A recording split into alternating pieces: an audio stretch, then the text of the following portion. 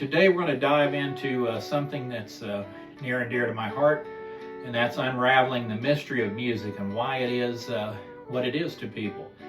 You know, if I was to ask you, have you ever heard a song that just stopped you in your tracks? It made you smile, it made you cry, it made you feel something, but you couldn't really understand why. You know, music has that kind of power. It's one of the most influential forces in our entire life. And today I'm going to talk about why that is. Music is a lot more than just entertainment. We watch TV, we watch movies and all of these things, but music speaks to us in a way that even language can't speak to us in. Words can't describe it. It has a way of reaching very deep into our brain, and it activates areas that are responsible for just about everything, but most importantly, emotion. That's why a fast beat can make your heart race and want to make your feet want to move. A beautiful melody can calm you down, it'll calm your nerves. It's not just an emotion, it can even be physical. It affects our mood, it can affect our blood pressure, and it's been known even to affect our ability to make decisions. If you think about some of the music that you heard when you was a kid and you was dating, and people would you would get into relationships and out of relationships all over certain songs, and you would hear these songs in the background. It's always a part of our life, and it affects us in a really mysterious way. You've noticed that particular songs can take you back into the past. They can take you back to a time and a place. They can bring back a feeling that's just lied deep inside of you for a long time, that you have feelings you haven't even thought about, places you haven't thought about, situations you haven't thought about. And music has a way of talking to us in that way where nothing else really can. In fact, they play music for people that are in comas. They play music even for plants to help them grow, which I don't know if there's anything to that, but I know that music has a very visceral effect on a lot of things. And so the way we process it is something we'll never really understand. It transports us like a time machine through time and space. And even if you're 80 years old or 75 or 60 years old, it can, inside your own mind, you're young again and you're transported back to a place. It almost makes me think of the old lady that told the story of the Titanic in the movie. And although she must have been in her 90s or 100 years old, she could remember certain things, and I'm sure it was associated with the music that they might have heard on the Titanic. And things of that nature. So it can take you back many, many decades like nothing else can. We're told how to feel in movies. If you think about watching a movie, the music always sets the mood. So if something happy is going on, then you get happy music. And if something scary is going on, you get very ominous music.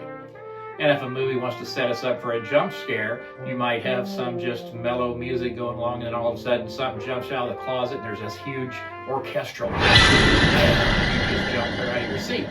And so music can be used in so many ways, and it really elevates movies. If you ever tried to watch a movie with no music in it, it would be a very strange experience. And so it's funny that somehow our life takes place without music a lot of times. But in that fantasy world, it never does. But, you know, I had mentioned a second ago how music can change us physically, lower our blood pressure, reduce stress hormones, boost chemicals that make us feel good. That's why a great song can lift your mood and help you unwind. Or if you're sad, you might listen to music that puts you in a melancholy kind of mood, where you're just feeling very nostalgic and thinking about a different time and in a different way than you would have without that music. When we share music, we think about music in terms of genre. And I feel bad for kids today. They have, so many genres of music and so many different artists that you don't really have that connection that we had when I was young. When I was young, every single person growing up at the same time I grew up, if it was in the top 40, you knew it. Everybody knew it. Unless a person was a musical hermit, you would know any song in the top 40, probably most of the songs in the top 100, anything that played on the radio. But today it doesn't work that way. Now we have the streaming and all these different things, and you have a billion different artists that nobody's ever heard of, and if I want to write a song and put it on the internet, I can, and I have. And you get 1,000 people or 2,000 people and they watch your music, and that's something that probably couldn't have happened back then. It was left in the hands of just a few artists. And the good part of that was we had a connection throughout the entire country, I suppose. We was able to have touch points, relation points. Everybody knew certain songs. There's songs from the 70s and songs from the 80s that everybody my age would know, or virtually anybody.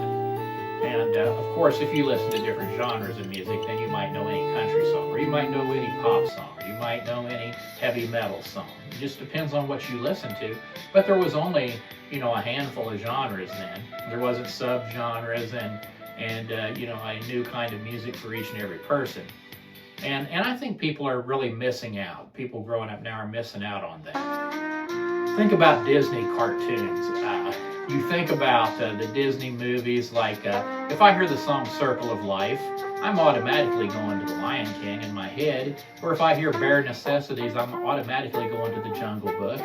Or, certain songs that was from the movie of Aladdin or Snow White or any of these Disney movies.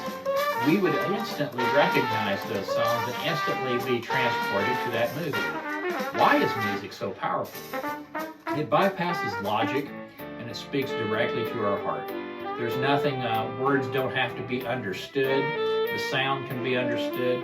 If we hear a song in a minor mood, it can make us sad and we won't even know why. There's that flat, that minor third sound that's just, you hear it like in Misty, that song. Or you might hear it in certain love songs that are very melancholy. You'll get that minor feeling. Or minor music can also be used in a celebration kind of mood. If you're Jewish, you might understand what I'm talking about. You get that kind of songs that are very happy and people are dancing in circles and whatnot. And a lot of those are in minor keys.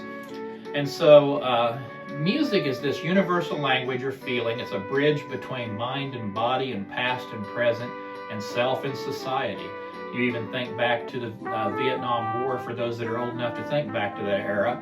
You think about the songs a lot of times that were played in disgust with the Vietnam War or in rebellion against certain things. And so songs, they can speak to the political climate of the day. They can speak to everything, to the society, to how things are going, and it touches us in a way that nothing else really can or nothing else ever will. It can heal us, it can move us, and there's nothing else that quite can do it.